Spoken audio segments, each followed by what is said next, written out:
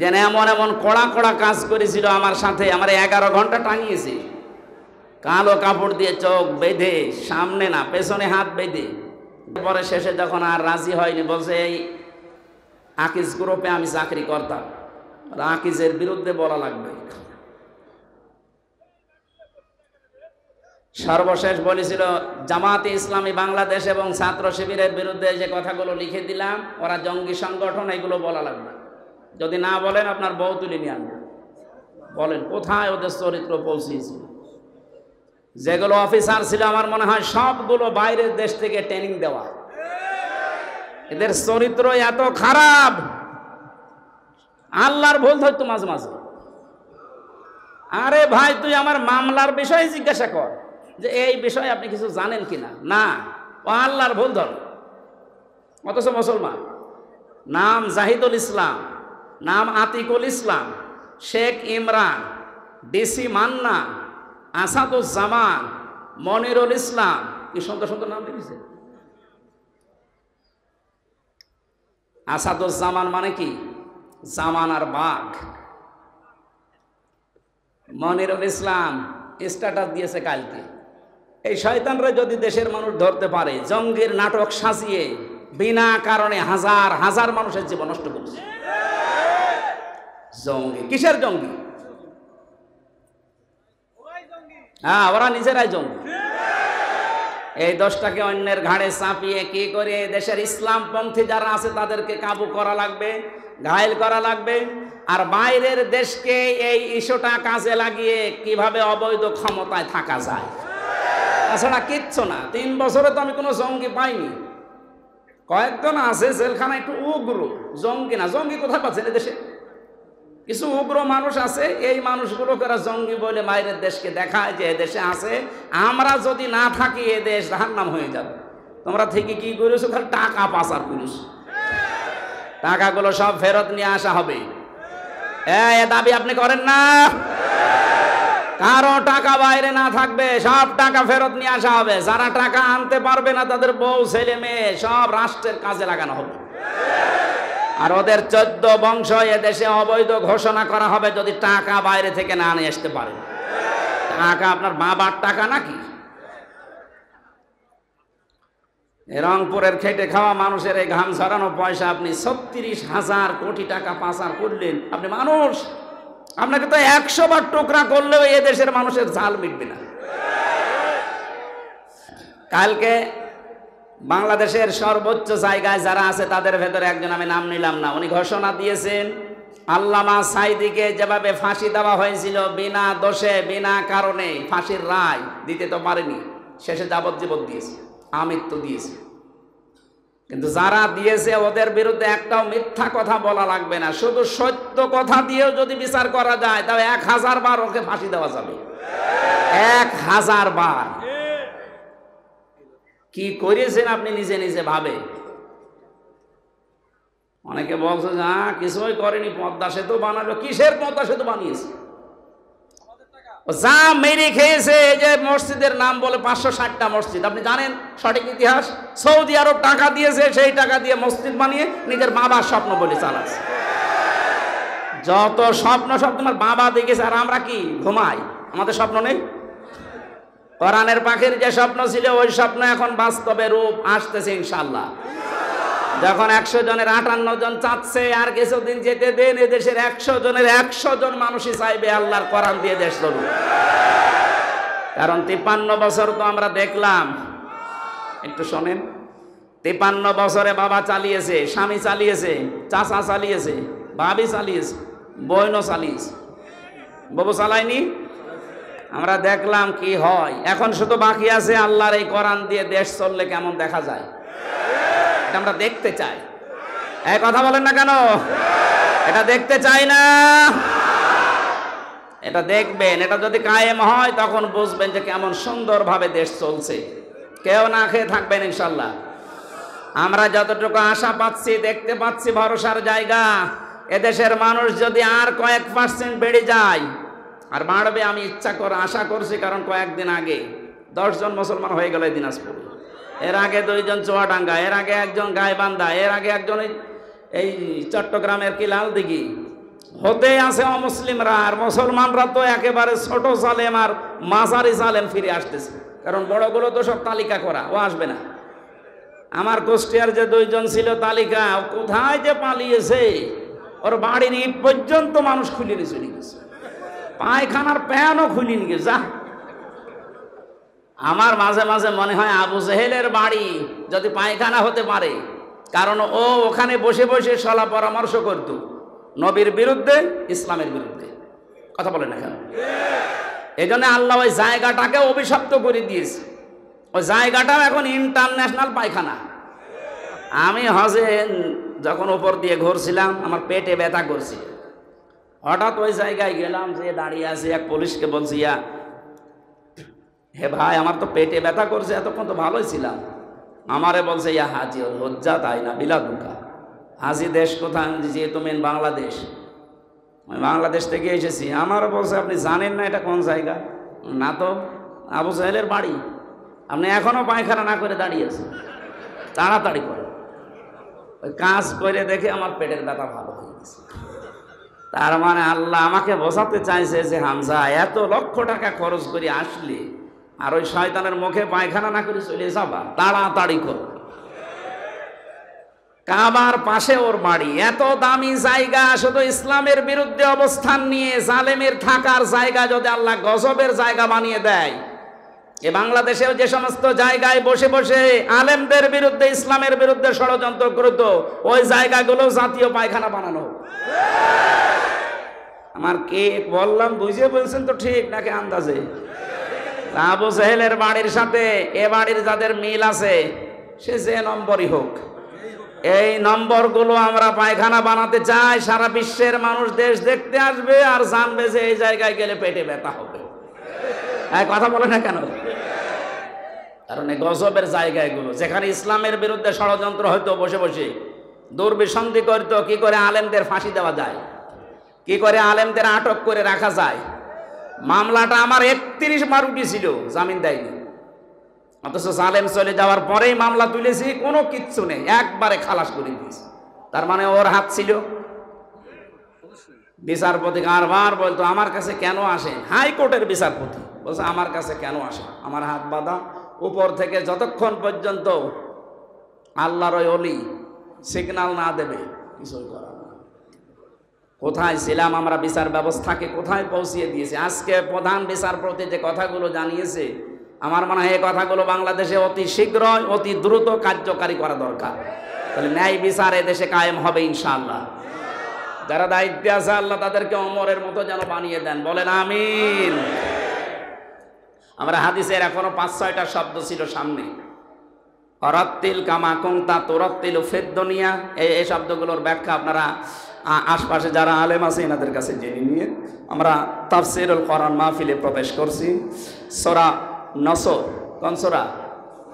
বলেন বলেন। নসর না নাসর? নুন সোয়াদ র। নাসরুন শব্দের শাব্দিক অর্থ হচ্ছে সাহায্য, আর নুন সিন র নাসর মানে ঈগল পাখি।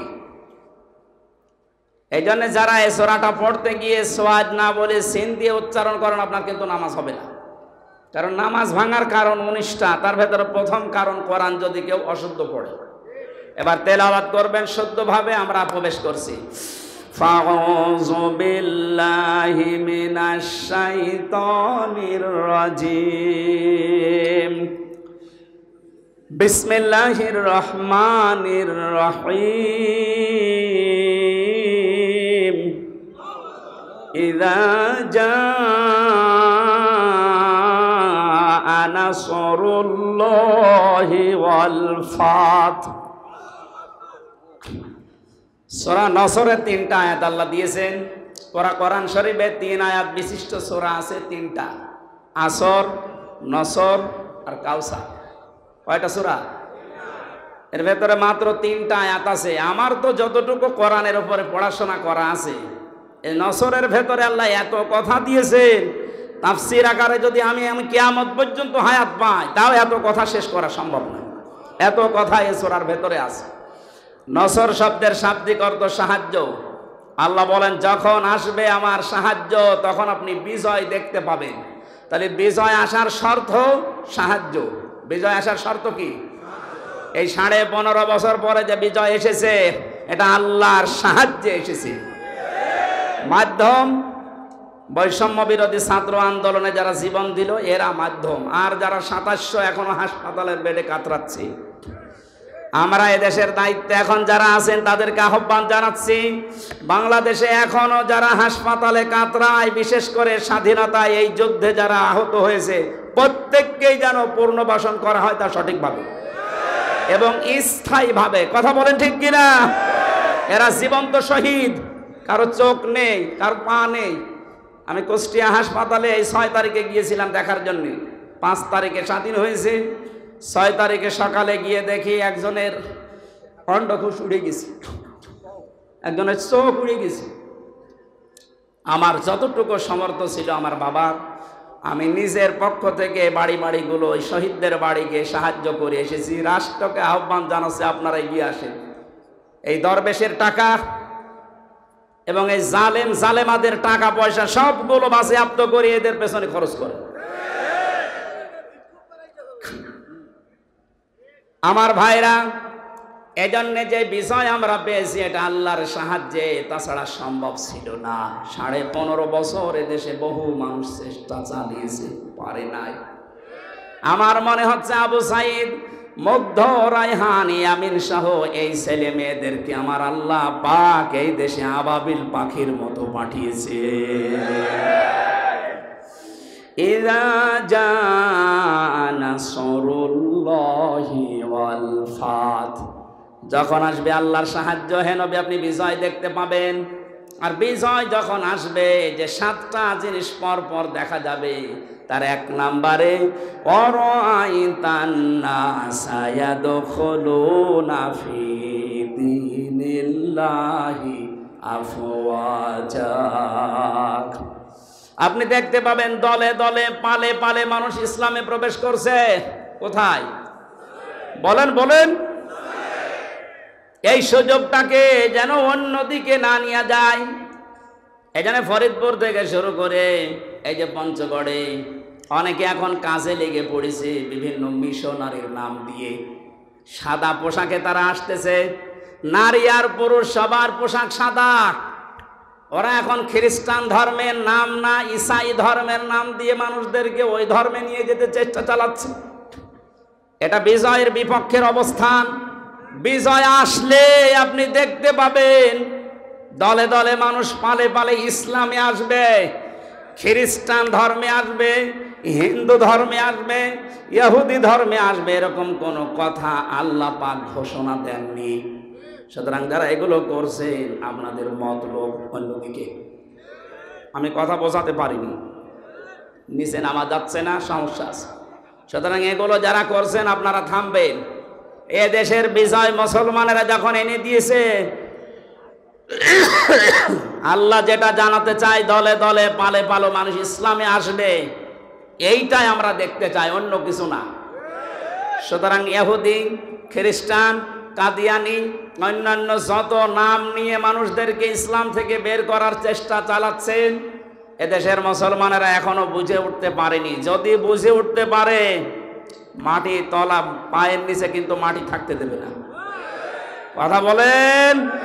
আমরা আপনাদেরকে আহ্বান জানালাম, আপনারা থামবেন। যারা অন্য ধর্মের প্রচার করছেন, 96% মুসলমানের দেশে ইসলাম থাকবে, অন্য কিছু না। অন্য যারা থাকবে জিজিয়া দিয়ে থাকবে। কথা বলেন না কেন? আপনারা যদি বসবাস করতে চান, হ্যাঁ ওয়েলকাম, স্বাগতম জানাচ্ছি, নিরাপত্তা দিয়ে রাখা হবে, কিন্তু নিজেদের ধর্ম ইসলামের উপরে চাপিয়ে দেবেন না। কারণ আল্লাহর সাহায্য যখন আসে তখন বিজয় আসে। এই আয়াত অনুযায়ী আমরা দেখতে পাচ্ছি বিজয় আসার প্রথম কাজ, মানুষ আসবে ইসলামে। কোথায়? আফওয়াজা শব্দের শাব্দিক অর্থ আলেম যারা আছে জিজ্ঞাসা করেন তো। দলে দলে পালে পালে মানুষ ইসলামে আসবে, এর প্রমাণিত এই যে দিনাজপুরের 10 জন মুসলমান হয়ে গেল। তা আপনি আবার কোত্থেকে কি ঈসাই ধর্ম নিয়ে আসতেছেন? এবার আসেন তো শব্দের দিকে তাকাই। আল্লাহ পাক বলেন, হে নবী আপনি দেখতে পাবেন মানুষগুলো দলে দলে পালে পালে প্রবেশ করছে। ফি দীনিল্লাহ, আল্লাহর দিনে। কার দিন বলেন তো? দিন কার? আরো জোরে। আমাদের নাকি দিন? দিন আল্লাহর, আমরা হচ্ছে দিনের খাদেম, কামলা, লেবার, মনীষ, পাট, যাই বলেন, সার্ভেন্ট, ভিত্ত। আমরা কেউ এ দেশে দিনের মালিক না, আমরা সবাই দিনের খাদেম। দিনের খাদেমে কথা বলতে লজ্জা হয়, শরম লাগে, নিজেকে ছোট মনে হয়। আরে বিশ্ব নবী ছিলেন দিনের খাদেম। প্রচার করতে গিয়ে যখন কাফেরেরা পাথর দিয়ে আঘাত করত, ঢেকে ফেলতেন মারতে মারতে, হযরতে জিবরাইল এসে যখন পাথরগুলো সরিয়ে ফেলেন, নবীজি আহত অবস্থায়, ক্ষত বিক্ষত অবস্থায়, কথা বলতে পারেন না, এমন কঠিন অবস্থায় বলতেন, ইয়া আখি জিবরাইল, হে ভাই জিবরাইল, আমার কাজটা সকালবেলা থেকে কি? অন্য কোনো কাজ আছে আমার? ফেরেশতা জিবরাইল বলতেন, ইয়া রাসূলুল্লাহ, আল্লাহ পাক আমাকে জানাতে চেয়েছেন, বলতে বলেছেন এই কথা, যে সকালবেলা থেকে আপনার কাজ এই দিনের খেদমত করা, কারণ দিন প্রচারের জন্য দিনের খাদেম হিসাবে আল্লাহ আপনাকে পাঠিয়েছেন। দিনের মালিক নবীজিও না, দিনের খাদেম ছিলেন তিনি। আমরাও দিনের খাদেম।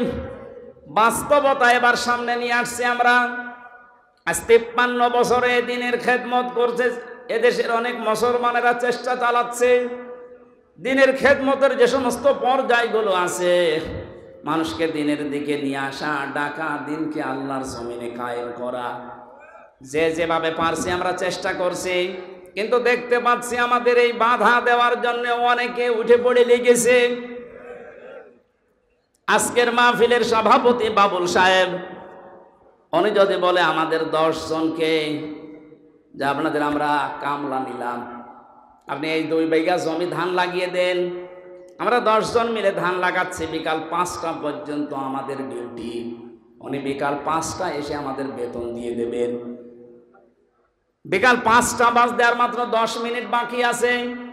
10-12 জন মস্তান মোটর সাইকেল নিয়ে, অস্ত্র নিয়ে এসে বলছে ধান লাগানো যাবে না, যা লাগিয়েছেন সব আমরা তুলে ফেলবো। আমরা যারা কামলা আছি, খাদেম আছি, আমরা যারা লেবার আছি, আমরা বলবো ভাই আপনারা ধান তুলে ফেলবেন, অসুবিধা নেই, কারণ ধানের মালিকও আমরা না, এ জমির মালিকও আমরা না। কথা বলেন না? আমাদের একটা উদ্দেশ্য আছে এখানে কাজ করার। উদ্দেশ্যটা হচ্ছে এই জমিন যার, তিনি এখানে নেই, কিন্তু আমরা হচ্ছে পাহারাদার। এ ধান আমরা বহু কষ্ট করে লাগিয়েছি সারাদিন। আপনারা যদি ধান তুলে ফেলতে চান ফেলেন, কিন্তু আর 10 মিনিট পরে, কারণ আর 10 মিনিট পরে মালিক আসবে, আমাদের বেতন দিয়ে দেবে, বেতন নিয়ে আমাদের সংসার চলবে।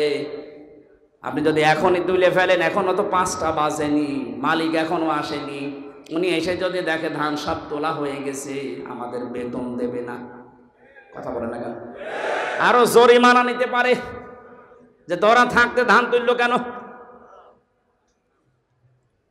আমারও প্রশ্ন হচ্ছে, মালিক যখন আসবে তার আগে 5টা পর্যন্ত পাহারা দেওয়ার দায়িত্ব এই লেবারদের, এই খাদেমদের। এই কথা বলবেন?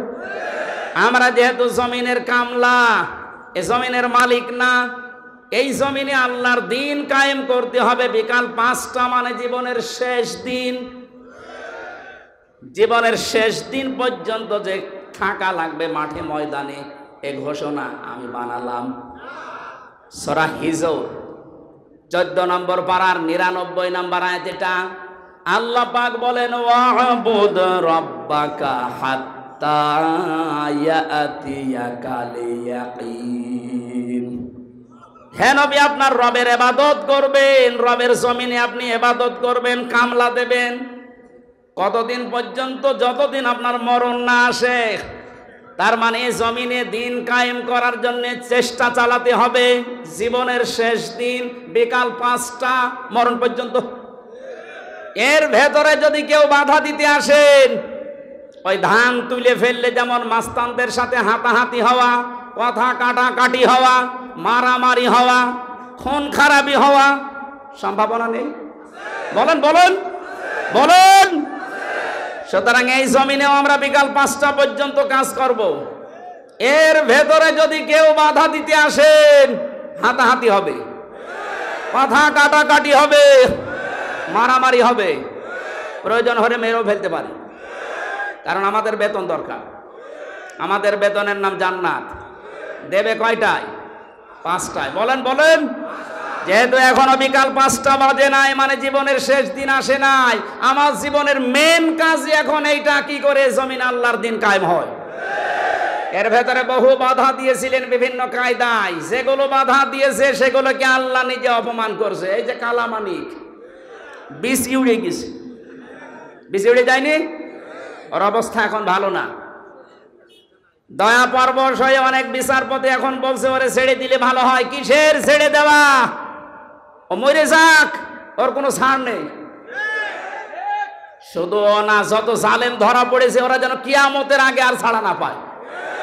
কারণ এগুলো ক্যান্সার, এ বের হলে আবার ইসলামের বিরুদ্ধে ষড়যন্ত্র করবে, ধান তুলে ফেলবে।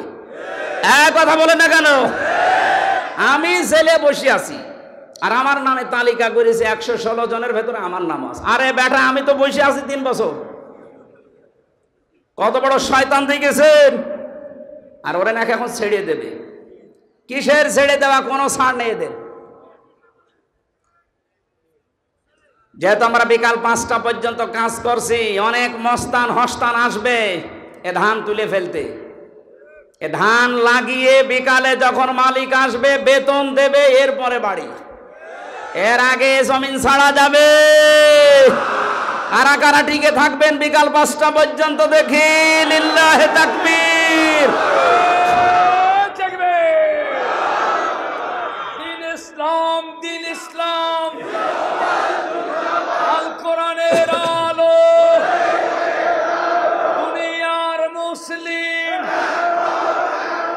এক হও, লড়াই করো, নারায়ে তাকবীর। আমির হামজা ভাই এগিয়ে চলো। আলহামদুলিল্লাহ ভাই।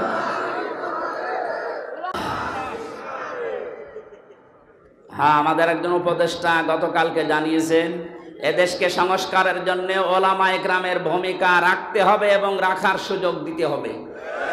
সুতরাং ওনার কথায় আমি সাপোর্ট দিচ্ছি। এদেশে আলেমরা যেন ভালো ভালো জায়গায় যায়। ধর্ম উপদেষ্টা উনি ঘোষণা দিয়েছে এদেশের আলেম এবং মাদ্রাসায় যারা পড়ে, শুধুমাত্র মাদ্রাসা আর মসজিদ নিয়ে থাকলে হবে না, স্বপ্ন দেখতে হবে কিভাবে রাষ্ট্র চালানো যায়। কোনো মহিলার দরকার নেই। আমরা চাই এই সমস্ত জায়গাতে যেন পুরুষ মানুষের, এবং যে পুরুষ আল্লাহ রসুলকে বিশ্বাস করে দুনিয়া চলে, তাদেরকে এই জায়গায় আমরা চাই। কথা বলেন। তাই বলে ফরিদ উদ্দিন মাসুদের মতো মানুষ না, রুহুল আমিনের মতো মানুষ না। এগুলো আলেম নামে ক্যান্সার। ইসলামের সবচাইতে বড় ক্ষতি করেছে 15.5 বছরে এই জালেমগুলো। বাতিলের 5 আটা গোলামি করে কওমি জননী নাম দিয়ে কওমি মাদ্রাসার ইজ্জত মেরিস। এই 3 বছরের যত কওমি আলেম আমার সাথে ছিল, অধিকাংশগুলো ওর নাম ধরে বরদোয়া করতো জেলখানায়। যেই দিন কওমি জননী নাম দিয়েছে জালেমাকে, সেই দিনই বরদোয়া হয়েছে। মাওলানা মামুনুল হক, শাকাওয়াত হোসেন রাজি ভাই যারা ছিল, বসে একটা কাজ করলো, আমাদের তো সব উল্টাপাল্টা করে ফেললো। কত বড় জার মানুষ। জালেম হলে একজন আলেম নৌকা মার্কা নিয়ে দাঁড়ায়, বলেন তো। হ্যাঁ, আর সে আবার জোর করে নামাজ পড়াতে আসে, ওর পেছনে নামাজ হয়। যে লোকটা নৌকা মার্কা নিয়ে ভোটে দাঁড়াতে পারে, ওর পেছনে নামাজ হয় কি করে? আমার মনে হয় নৌকা মার্কা না নিয়ে যদি কুকুর মার্কা নিত, তাও অন্তত একটা পদে থাকতো। কি মার্কা নিয়েছে বলেন তো? একটা মার্কা হইল ইয়াজিদ। এই নামটা যেমন গালি হয়ে গেছে, আমার মনে হয় এদেশে অনেকের নাম এখন সামনে কালের আবর্তনে গালি হয়ে যাবে। আপনি যদি হিন্দুকেও বলেন ভাই 5,000 টাকা দেবো, ছেলের নাম ইয়াজিদ রাখেন, বলো এটা নাম হইল, ওটা গালি। কাউকে যদি বলে ওই ইয়াজিদের বাচ্চা, ওই এমনি রেখে যাবে। দেখেন যে সময় আসতেছে, কিছুদিন পরে যেই বলবেন আপনি অমকের বাচ্চা, ওই এমনি রেখে যাবে। বলবে না, আপনি দরকারে আমার কুকুরের বাচ্চা বলেন। তারপরও আমি ওই নামের বাচ্চা হতে রাজি না। মানুষ হয়তো না বুঝেও বলতে পারে, কেউ কেউ যদি শোনে বলেন যে কুকুরের বাচ্চা, ওর মাথা গরম হয়ে যাবে। ওরে যদি বলেন বাঘের বাচ্চা, বাঘও তো জানোয়ার, কুকুরও জানোয়ার, ওকে টের পাচ্ছে। সুতরাং কালের আবর্তনে আমরা দেখতে পাচ্ছি আপনাদের নামও থাকবে না। 15.5 বছরে যেমন পরিচয় দিতে আমাদের ভয় পেতাম, এই যে অবস্থায় 1 মাস 15 দিনে হয়েছে, এখন এ দেশে আমার সারা দেশ ঘোরা শেষ, একটা জেলাও আমার বাকি নেই। যা দেখতেছি এ দেশের 1 ইঞ্চি জায়গায় দাঁড়িয়ে কেউ কথা বলার সাহস এখন নেই যে আমি এই করি, বলতে পারবে? পিটিয়ে মেরে ফেলবে। আমার বংশের 100 জনের 98 জন ছিল ওই আগস্টের 5 তারিখের পরে বিকালবেলা আমারে বলছে, বাবাজি আমরা সব জামাতে ইসলামী হয়ে গেছি। হ্যাঁ, জামাতে ইসলাম? এতদিন কি করলে? আমি 3টা বছর জেলে পড়ে আছি, কোনোদিন খোঁজও নেননি। আরো আমার বাবার কাছে সে টিটকারে দিত, তো ভালোই হয়েছে। এখন ঠেলা টের পান আপনি যে হঠাৎ করেই ঘুরে গেলেন। ছোটখাটো এবং মাঝারি ধরনের জালেম যারা, সব ফিরে আসতেছে, কারণ এরা জানে যে এদেশে কিয়ামতের আগে অন্তত আর দাঁড় করানো আমাদের সম্ভব না, বুঝে ফেলেছে। এই জন্যই বলছি মোড়ে মোড়ে ছবি টাঙিয়ে দেন, ফেসবুকে দিয়ে দেন, যে এগুলো যেন দেশে আসতে না পারে, এলাকায় ঢুকতে না পারে। নূহ আলাইহিস সালামের ওই দোয়াই করছিল, তাদার আলাল আরদি মিনাল কাফিরিনা দাজ্জার, এতে আন্ডা বাচ্চা পর্যন্ত যেন জমিনে থাকতে না পারে, কারণ ওর পেট থেকে যেটা আসবে ওটা ডবল হারামি হবে।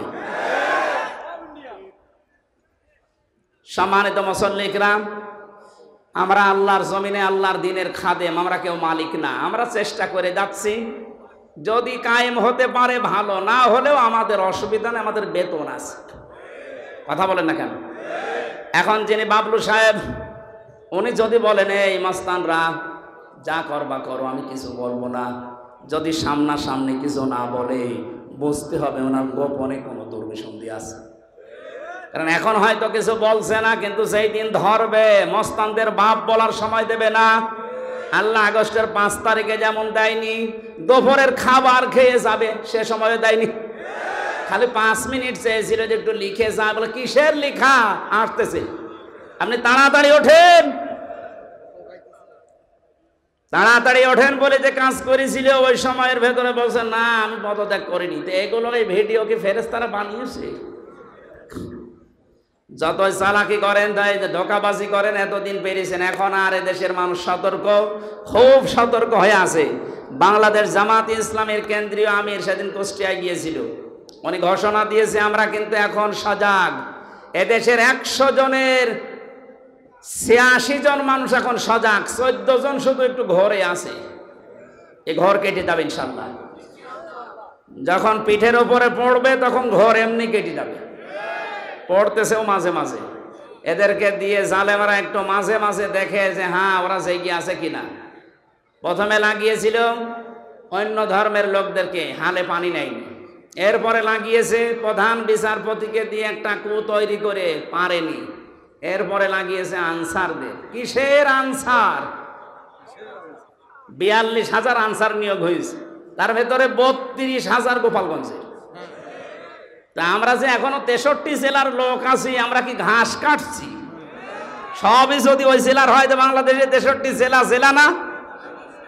পার্সেন্টেজ হিসাবে ভাগ করে দিতে পারেন না? সবগুলো ওখান থেকে, এই জন্যই তো ওরা লেগেছে। এ 17 বছর কোথায় ছিলেন আপনার অধিকার নিয়ে? হঠাৎ এখন শুরু করেছেন। পুলিশ ছাড়া যদি দেশ চলতে পারে, ও আনসার ছাড়া চলবে 1-2। কোনো দরকার নেই, সাদা বিলুপ্ত করে দিন। এই জন্য আমাদের উদ্দেশ্য হচ্ছে দিন কায়েম করা এদেশে, যেহেতু দিন আল্লাহর, আর আমরা সব কামলা, আমরা সব কামলা, খাদেম, লেবার, মনীষ, জন, পাট, সার্ভেন্ট, ভিত্ত যাই বলেন, আমরা চেষ্টা চালাচ্ছি আমাদের বেতনের জন্য। বিকাল 5টায় যখন আল্লাহ আমাদেরকে বেতন দেবে, বলবে যা ওয়াসিকাল্লাযীনা তাকাউ রাব্বাহুম ইলাল জান্নাতি যুমারা, 70,000 গেট তৈরি হবে আমাদেরকে রিসিপশন করার জন্য। আজ এই দেশের নেতা যারা আসে বিভিন্ন জেলাতে, মন্ত্রী, এমপি, তাদের জন্য 8টা, 10টা, 15টা গেট হয়। আল্লাহ আল্লাহ আমরা এমন খাদেম আল্লাহর দিনের ৭০,০০০ গেট আল্লাহ বানাবে। আল্লাহ যেন এই ভাগ্য আমাদের কপালে লেখেন, বলেন আমিন। সুতরাং বিজয় আসলে যে সমস্ত কাজ সামনে আসবে তার একটা আরম্ভ হয়ে গেছে। দিন যত যাচ্ছে এদেশে দিন কায়েম হোক, এটা অনেকেই চাচ্ছে। ৫৮ ভাগ যখন হয়ে গেছে এটা মিথ্যা নয়। ফাসাব্বিহ বিহামদি রব্বিকা ওয়াস্তাগফির। আমাদের কাজ এখন আল্লাহর কাছে ইস্তেগফার করা, নত হওয়া, বিনয়ী হওয়া, তার কাছে তওবা করে ফিরে আসা। ইন্নাহু কানা তাওয়াবা, অবশ্যই তিনি তওবা কবুলকারী। তওবা কবুল হওয়ার জন্য শর্ত আছে ৩টা। কয়টা? বলেন বলেন। ১ নম্বরে অপরাধ করার পরে স্বীকৃতি দেওয়া। আমি সহ যারা এখানে আছি, এই কান লাগান, আমরা প্রত্যেককে আল্লাহর কাছে এখন প্রকাশ্যে স্বীকৃতি দিচ্ছি যে আমরা অপরাধী। বলেন বলেন। আমরা অপরাধী না, আমরা গোপনে না, প্রকাশ্যে বলছি আল্লাহ আমরা অপরাধী। ২ নম্বরে আমরা অনুশোচনা করছি, অনুতপ্ত আমরা। ৩ নম্বরে জীবনে যা ভুল করেছি ওই ভুলে আর কোনোদিন ফেরত যাব না। আল্লাহ আমাদের তাওবা অবশ্যই কবুল করবেন, কারণ তিনি গফুর, গফফার, সাত্তার সব নাম নিয়ে বসে আছেন।